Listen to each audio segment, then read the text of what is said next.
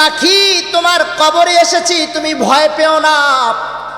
আমি যত সময় পর্যন্ত তোমার কবরে থাকব, কবরের দুই পাশের মাটির ক্ষমতা নাই তোমাকে চাপ দেওয়ার।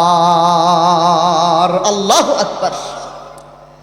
এ বান্দা তখন ডাক দিয়ে বলবে, অন্ধকারের এই কবরের ভিতরে আমার কোনো ভাই বন্ধু কেউ নাই।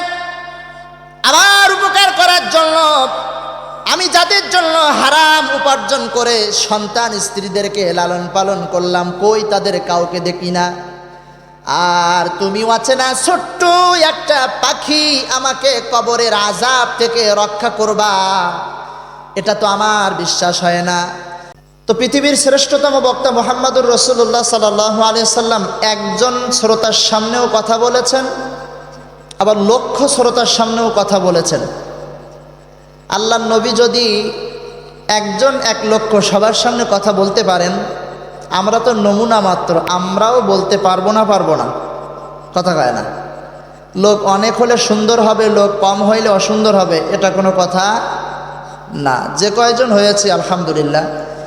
সর্বপ্রথম আমরা আমাদের নিয়তকে খালেজ করে নেই।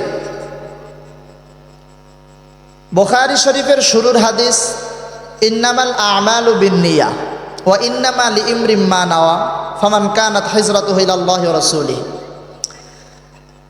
এই হাদিস কেন নিয়ে এসেছেন? নিয়াতের ব্যাপারে হাদিস নিয়ে এসেছেন, বুখারীর শুরুর হাদিস। কেন নিয়ে আসলেন? উত্তর হলো যে হাদিসখানা পড়তেছো, এই হাদিসখানা পড়ার উদ্দেশ্য যেন এটা না হয় যে এটা দিয়ে আমি দুনিয়া কামাই করব, এটা দিয়ে আমি আলেম হয়েছি, মানুষ আমাকে আলেম বলে ডাক দেবে, বা আমার বাপ আলেম তাই আমি আলেম, না হইলে মানুষ খারাপ বলবে তাই আলেম হয়েছে। এরকম কোনো উদ্দেশ্য, দুনিয়াবি কোনো উদ্দেশ্য যেন না হয়। এজন্য হাদিসের শুরুতে, এই হাদিসের কিতাবের শুরুতে এই হাদিস আনা, যাতে করে মানুষ তার নিয়তকে খালেজ করে নিতে পারে। আমরা যারা মাহফিলে বসেছি, যারা মাহফিল করতেছি, যারা মাহফিলে কথা বলতেছি, 3 শ্রেণীর মানুষের জন্য প্রথম নাম্বার কথা হলো, যেহেতু 2 দিন ব্যাপী মাহফিল, আজ শুরুর দিন, আমরা আমাদের নিয়তকে খালেজ করে নেই। যারা বসেছি, আমরা কি উদ্দেশ্যে বসেছি? একটু কন্ত দিকে আমি একটু শুনি, কি উদ্দেশ্যে বসেছেন? জি, ঠিক মতো হয়তো বলতে পারতেছি না। জি, আল্লাহর সন্তুষ্টির জন্য। কার সন্তুষ্টির জন্য? কারণ এখানে কোরআন আর হাদিসের কথা হবে আলহামদুলিল্লাহ। এ কথাগুলো যেন আমলের কথাগুলো নিতে পারি, জিন্দেগি থেকে ছেড়ে দেওয়ার কথাগুলো ছেড়ে দিতে পারি, আর এর বিনিময়ে আল্লাহ যেন আমার উপর সন্তুষ্ট হয়ে যান। আমি গুনাহগারকে আল্লাহ তাআলা যেন আমার নাজাত প্রাপ্তদের অন্তর্ভুক্ত করে দেন। এরকম নিয়ত করা যায় কি যায় না? কথাই কয় না। রাগ করেছেন নাকি? তাহলে প্রধান বক্তার উঠাই দেই, এ দিয়ে হবে না হুজুর, আপনি আসেন, হুজুর একটু রেস্ট নিতে দেন, তারপরে আসবে ইনশাআল্লাহ। অতএব আমাদের নিয়তকে খালেজ করে নেই। আমাদের প্রত্যেকটা কাজে বর্তমান সময় নিয়তের বিরাট সমস্যা। আল্লাহ তাআলা আমাদের নিয়তকে খালেজ করার তৌফিক দান করুন, বলেন আমিন। ছোট্ট একটা কাজও যদি হয়, আমলের জিন্দেগিতে ছোট্ট একটা আমল করেছে, যে আমলটা অনেক বিরাট না, মনে করেন দান, 1 লক্ষ টাকা একজন দান করেছে, কিন্তু আমি 1 লক্ষ টাকা দান করেছি, কিন্তু আমার নিয়তটা হলো মানুষকে জানানো যে আমি 1 লক্ষ টাকা দিয়েছি। আমি 1 লক্ষ টাকা দান করেছি, আমার নিয়ত হলো মানুষ বলুক উমুকে বড় দানবীর, আমার উদ্দেশ্য এটা। আর একজন রিক্সা চালক, ভ্যান চালক, দিনমজুর, গাটির মধ্যে করে 2 টাকার একটা নোট দিলে মানুষের সামনে লজ্জা পাবে, এজন্য গোপনে আস্তে করে দান করেছে। কথা বুঝাইতে পারলাম কি? আল্লাহর কাছে সবচেয়ে বড় দাম হলো এই 2 টাকার, লক্ষ টাকার চাইতে, সুবহানাল্লাহ, লক্ষ টাকা দানের চাইতে এই 2 টাকার এত দাম যে এই 2 টাকাই ইনশাআল্লাহ জান্নাতে নিতে পারে। অতএব আমরা আমাদের নিয়তকে খালেজ করি। আখলিস দীনাকা ইয়াকফিকাল আমালুল কলিল। অল্প আমলই যথেষ্ট নাজাতের জন্য, যদি নিয়তটা সহি হয়। কি সহি হয় বলেন? সবাই একটু বলেন, কথা বলেন, কি সহি হয়? রাগ না করলে বলেন, কি সহি হয়? নিয়তকে সহি করি। অতএব আমাদের কথা বলা, আমাদের কথা শোনা, এই আয়োজন করা হবে কার জন্য? একটু সবাই চিৎকার করে বলেন কার জন্য? আরো জোরে বলেন কার জন্য? আল্লাহর নাম বলতে রাগ হয়? হচ্ছে না, মানে সামঞ্জস্য হচ্ছে না। আপনারা যদি ওই যে আগে দাদার কাছে দাদির কাছে গল্প শুনতাম না, তা যদি ঘুমাই যাইতাম তা গল্প বন্ধ হয়ে যাইত। যদি হ্যাঁ হুঁ শুনতেছি এরকম কিছু আওয়াজ শুনতো তো গল্প চালাই যাইত। তো এখানে এই জায়গাটা এরকমই, যদি আপনারা জ্যাতা না মরা বুঝতে না পারে হুজুররা, তাহলে কথা বলতে পারে না। এই জন্য একজনও যদি হয় যে না আলহামদুলিল্লাহ আমি শুনতেছি, ভাই আপনি বলেন আমি বুঝতেছি, কারণ বুঝে বাড়ি যেতে হবে। আমি বক্তা কি বললাম আর আপনি শ্রোতা কি শুনলেন, এটা বাড়ি গিয়ে যদি মনে না থাকে তাহলে এইটা শোনা দিয়ে আমাদের জন্য কোনো উপকারে আসে নাই।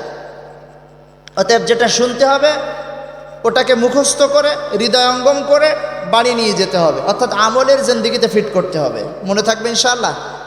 এদিকে তাকাই, ইনশাআল্লাহ সবাই মিলে এদিকে তাকাই। তো আমি আপনাদের সামনে সূরাতুল মুলুকের 2খানি আয়াতে কারিমা তেলাওয়াত করেছি। আগে সূরাতুল মুলুকের একটু ফজিলত বলে নেই। সূরাতুল মুলুক আল্লাহ তাআলার সাথে টকিং করবে, রবের সাথে মোনাজারা করবে, রবের সাথে কথা কাটাকাটি করবে। এজন্য করবে, তার জন্য করবে যে তেলাওয়াতকারীকে আল্লাহ যেন নাজাত দিয়ে জান্নাতে দেয়। এজন্য আল্লাহর সাথে সূরাতুল মুলুকের তেলাওয়াতকারী আল্লাহ রাব্বুল আলামিনের সাথে কথা বলবে। সুবহানাল্লাহ বলেন। কোন সূরা? কোন সূরা? মুলক বলেন কোন সূরা? আচ্ছা আমরা কোরআন শরীফ পড়তে জানি কারা কারা, একটু হাত তুলি তো ইনশাআল্লাহ। 1 2 3 4 জন 5 6 জন 7 8 জন হবে, আল্লাহ কবুল করুক, বলেন আমিন। এই তাফসির মাহফিলের বয়স কত জানেন? 12তম, 12 বছর এই বছর ধরে। আফসোসের বিষয় হলো তাফসির মাহফিল। তাফসিরটা কিসের বলেন? বলেন কিসের তাফসির? কোরআন, কোরআন, কোরআনের তাফসির। এটা তাফসিরে আওয়ামী লীগও না, তাফসিরে হাসিনাও না, এটা তাফসিরুল কোরআন। কি? তাফসিরুল কোরআন। আর এই কোরআন থেকেই তেলাওয়াত করেছি সূরাতুল মুলুক। আশ্চর্যের বিষয় হলেও সত্য, দুঃখ হলেও এটাই বাস্তব। প্রতি বছর তাফসির মাহফিল হয় ঠিকই, কিন্তু কোন বিষয়ের তাফসির, কোন জায়গার কোন কিতাবের তাফসির, ওই কিতাবের পড়াশোনা আমরা জানি না। কথা হয় না, ঠিক না বেঠিক তাও তো বলবেন। উচিত কি ছিল না যে প্রথম বছর তাফসির মাহফিলে বসার পরে দ্বিতীয় বছর ওই কোরআনের তেলাওয়াত অন্তত শিখে তারপরে মাহফিলে বসা? এটা উচিত ছিল না? কিছু মানুষ আবার এমন আছে ছোটকালে কোরআন শিখছিল আর কোনোদিন কোরআন শরীফে হাতটা দেয় নাই, 20 বছর 50 বছর হায়াত শেষ, কিন্তু আর কোনোদিন কোরআন শরীফে হাত দিয়ে দেখে নাই, এটা মনে করে 20। অনেকের বাড়িতে কোরআন আছে কিন্তু কোরআনের উপরে অ্যাক্টিভ করে ময়লা পড়ে গেছে, ওটাকে ধরেও দেখে না যে এটা কোরআন। বাড়ির মধ্যে এর ইজ্জত করা লাগে, আজমত করা লাগে, এটাকে মহব্বত করা লাগে, এটার সাথে সম্পর্ক করা লাগে, এটাকে তেলাওয়াত করা লাগে। এর ভিতরে রব্বুল আলামিন কি বলেছে আমি মুসলমান হিসেবে এটা জানা লাগে। এতটুক পর্যন্ত মানুষের বিবেক খোলে না, মানুষ কোরআনুল কারীমকে ছুঁয়েও দেখে না। এই বাড়ির কোরআনকে ইজ্জত করে না, বাড়ির কোরআনের সাথে সম্পর্ক করে না, মহব্বত করে না, অথচ স্লোগান দেয় কোরআনের শাসন চাই। কি কথা কয় না? কিসের শাসন চাই কথা বলেন? কোরআনের শাসন চাই।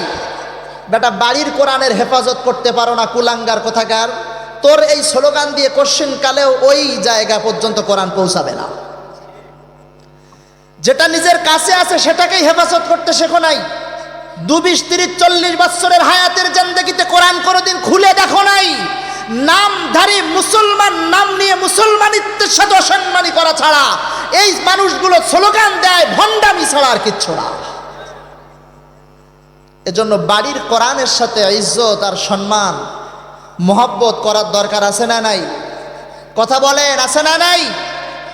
অতএব কোরআনুল কারীম তেলাওয়াত শিখা প্রত্যেকটা মুসলমানের জন্য অপরিহার্য কর্তব্য, অপরিহার্য।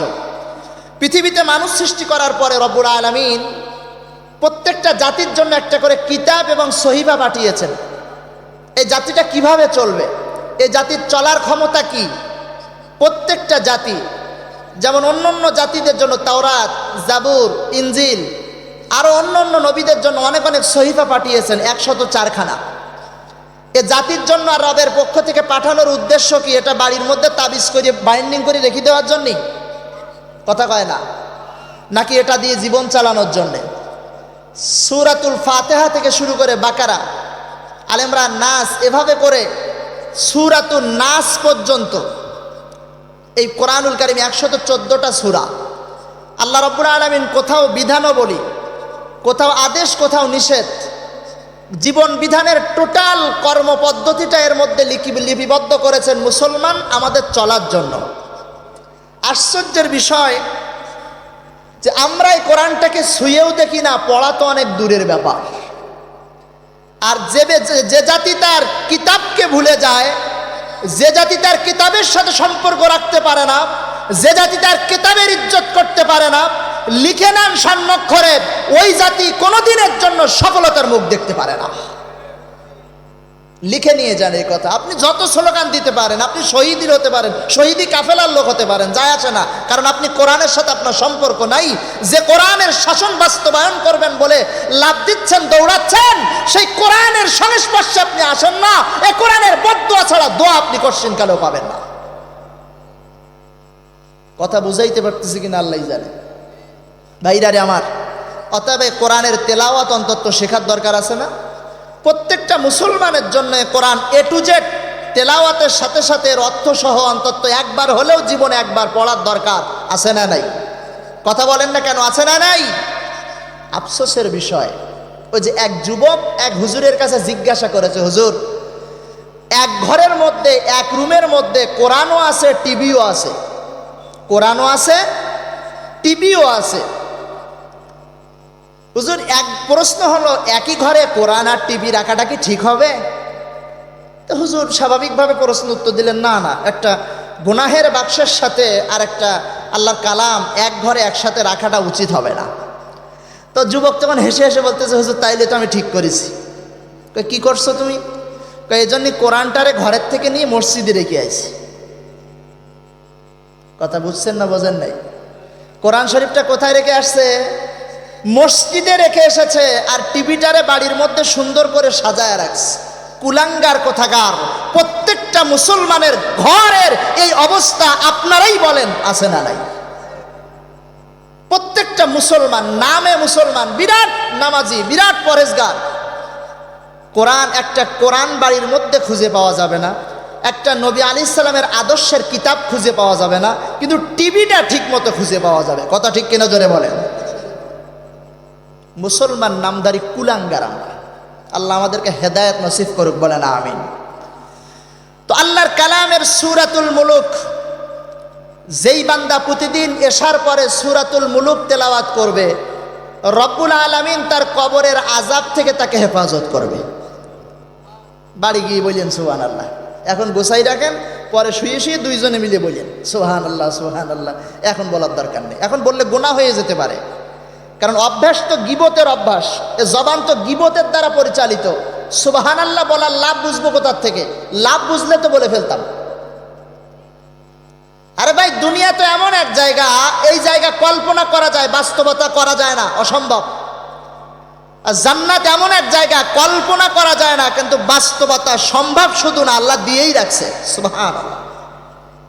এই যে একবার সুবহানাল্লাহ যদি দিল থেকে বলে ফেলেন, আর ওটা যদি কানেক্টেড হয়ে যায় ঠিক মতো, রবের যদি পছন্দ হয়ে যায়, তো জান্নাতের বিরাট আপনার নামের ফাঁকা জায়গাটা আল্লাহ বিরাট গাছ দ্বারা, ফলের গাছ দ্বারা, আপনার নামের বরাদ্দকৃত গাছ দ্বারা আল্লাহ ভরে দিবে।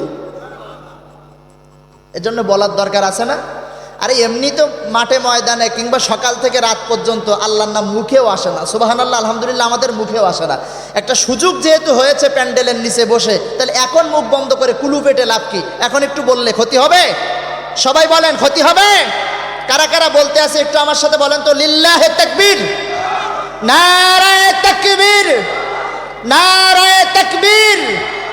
আলহামদুলিল্লাহ, আল্লাহ কবুল করুক। সূরাতুল মুলুক প্রতিদিন যেই বান্দা তেলাওয়াত করবে এশার নামাজের পরে, কোন নামাজ? অর্থাৎ রাত্রে বেলার যে নামাজ, এশার নামাজের পরে যেই বান্দা ঘুমের আগে সূরাতুল মুলুক তেলাওয়াত করবে, নবী আলাইহিস সালাম প্রতিদিন রাত্রের বেলা সূরাতুল মুলুক এবং হামিম সাজদা সূরা তেলাওয়াত না করে নবীজি ঘুমাতেন না, সুবহানাল্লাহ। তো এর মধ্যে একটা সূরার নাম সূরাতুল মুলুক। এই বান্দা যখন মৃত্যু হয়ে যাবে, এই সূরাতুল মুলুক তেলাওয়াতকারী বান্দা যখন দুনিয়ার থেকে বিদায় হয়ে যাবে, হাদিসের কিতাবের মধ্যে লেখে তাকে কবরস্থ করার পরে তার আত্মীয় স্বজন কবরটা ছেড়ে যখন চলে আসবে, তখন দুইজন ফেরেশতা তার কবরে আসবে, এসে তাকে ফাইজ লিসানিহি তারে দাঁড় করাবে, বসাবে। একে যখন বসানো হবে তখন আত্মীয় স্বজন যে যাইতেছে তাদের পায়ের আওয়াজ তখনও পর্যন্ত ওই মুদ্দা ব্যক্তি শুনতে পাবে। এখনো পর্যন্ত তারা হেঁটে চলে যাচ্ছে, এটা এই মুদ্দা ব্যক্তি শুনতে পাবে। এই মুহূর্তে এমন সময় এসে ফেরেশতারা তাকে ফাইজ লিসানিহি তারে বসায় দেবে। এরপর তাকে প্রশ্ন করতে থাকবে, মান রব্বুকা মান দীনুকা মান রাজুলুল্লাযী বুইসা ফীকুম। প্রশ্ন করতে থাকবে, তিনটা প্রশ্ন। কয়টা বলেন, কয়টা? এক নাম্বার প্রশ্ন, তোমার রব কে? আমরা সবাই মিলে বলি আমাদের রব কে? সত্যি তো? আমাদের রব কে? আরো জোরে বলি, আমাদের রব কে? আল্লাহ সুবহানাহু ওয়া তাআলা। এটা অন্তরে বসিয়েন, শুধু মুখে মুখে না। আমাদের রব আল্লাহ। আমাদের রব কে? আল্লাহ সুবহানাহু ওয়া তাআলা।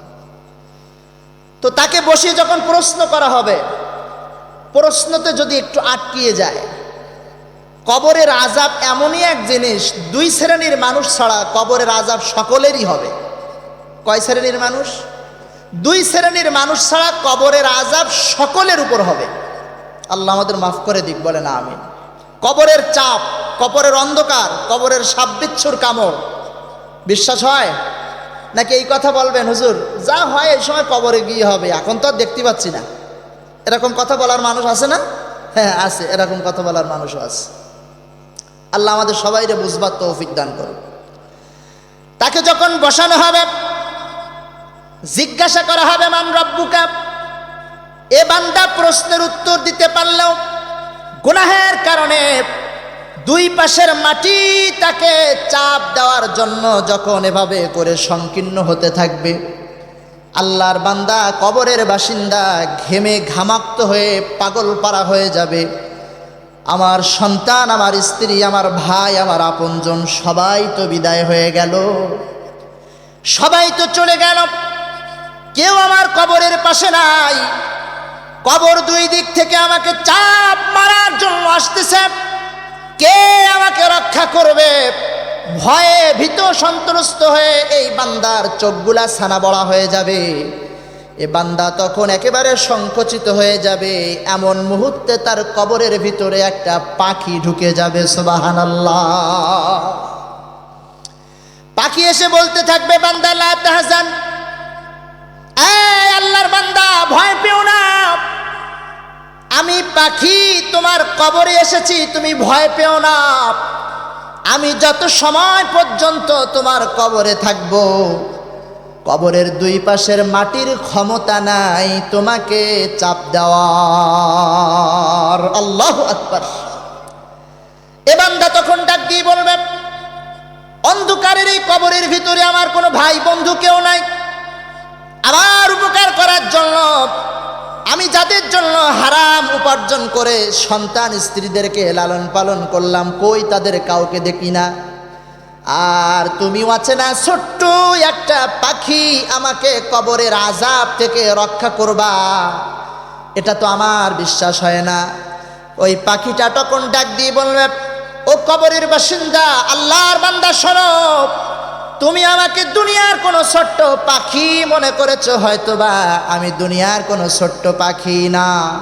প্রতিদিন রাত্রেবেলা শোয়ার আগে তুমি যে সূরাতুল মুলুকের তেলাওয়াত করতে, আমি কালামে পাকের ওই সূরাতুল মুলুক পাখির আকৃতিতে তোমার কবরে এসেছি। যত সময় পর্যন্ত তোমার কবর ঠান্ডা না হবে, আমি তোমার কবর থেকে তোমাকে ছেড়ে যাব না। শুধু তাই না, বিশ্বনবী বলেন, কিয়ামতের ময়দানে রব্বুল আলামিন এই বান্দাকে যদি জাহান্নামের জন্য উপযুক্ত করে ফেলেন, এই সূরাতুল মুলুকের তেলাওয়াত রব্বুল আলামিনের সাথে তখন কথা কাটাকাটি করবে। রবকে ডাক দিয়ে বলবে, ও গো রব, আমি আপনার কোরআনের সূরাতুল মুলুক, ও গো রব্বুল আলামিন, আপনার এই বান্দা যাকে আপনি জাহান্নামের আগুনে জ্বালানোর জন্য সাব্যস্ত করেছেন, এ প্রতিদিন রাত্রেবেলা আমাকে তেলাওয়াত না করে ঘুমাইতো না। ওগো রব্বুল আলামিন, আমাকে তেলাওয়াত করে যেই বান্দা ঘুমাইতো তারে আমি আগুন লাগাইতে দিব না, তাকে জাহান্নামে ফেলতে দেব না। অতএব ও মালিক, যত সময় না পর্যন্ত তাকে মাফ করে জান্নাতে না দিবেন, আমি আপনার কালামের তেলাওয়াত সূরাতুল মুলুক তত সময় পর্যন্ত থামব না। তেলাওয়াত করার দরকার আছে না নাই? মুখস্থ করে নেবেন, মুখস্থ করে নেবেন, অল্প কয়েকটা আয়াত মুখস্থ করে নেবেন, পড়তে থাকবেন সূরাতুল মুলুক, শুয়ে শুয়ে পড়তে থাকবেন, তেলাওয়াত করতে থাকবেন। সূরাতুল মুলুকটা তেলাওয়াত করবেন, কবরের আযাব থেকে রব্বুল আলামিন হেফাজত করবেন। ওগো আল্লাহর বান্দা, দুনিয়ার কত কিছুই তো মুখস্থ করে ফেললাম, আল্লাহর কালামের এই ছোট্ট একটা সূরাটা মুখস্থ করলে লাভ চিৎকার করে বলেন তো দেখি আছে না নাই?